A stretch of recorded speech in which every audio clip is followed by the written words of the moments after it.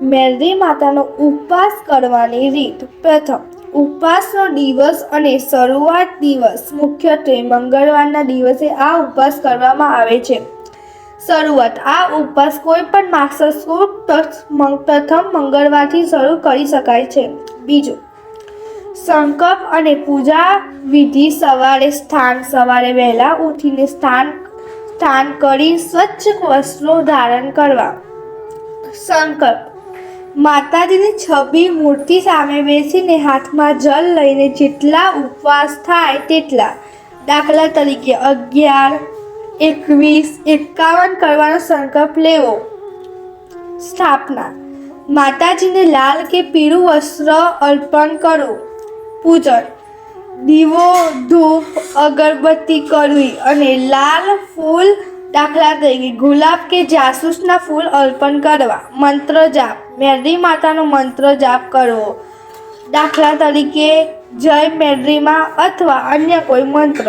ત્રીજું, આહાર અને નિયમો. ઉપવાસ દરમિયાન કઠોર ઉપવાસ. ઘણા ભક્તો નિર્જલા ઉપવાસ કરે છે, જેમ કે પાણી વિનાનો ઉપવાસ. સામાન્ય ઉપવાસ ફળ, દૂધ, દહીં અને ફરાળી વાનગીઓથી થાય છે, જેમ કે સાબુદાણા, સિંગોડાનો લોટ, રાજગરાનો લોટ વગેરે ખાઈ શકાય છે. સંપૂર્ણ ત્યાગ. આ દિવસે અનાજ, કઠોળ અને સામાન્ય મીઠાનું સેવન ટાળવું જોઈએ. ફરાળી મીઠાનો ઉપયોગ કરી શકાય. આચરણ. ઉપવાસ દરમિયાન કોઈની નિંદા ન કરવી, શાંતિ જાળવવી અને માતાજીનું સ્મરણ કરવું. ચોથું, પારણું અને સંપાન. સાંજથી પૂજાનો સૂર્યાસ્ત પછી ફરી માતાજીની સામે દીવો કરવો અને આરતી કરવી. કથા. જો શક્ય હોય તો મેલડી માતાની કથા વાંચવી કે સાંભળવી. પારણું. પૂજા પૂર્ણ કર્યા પછી ઉપવાસનું પારણું કરવાનું.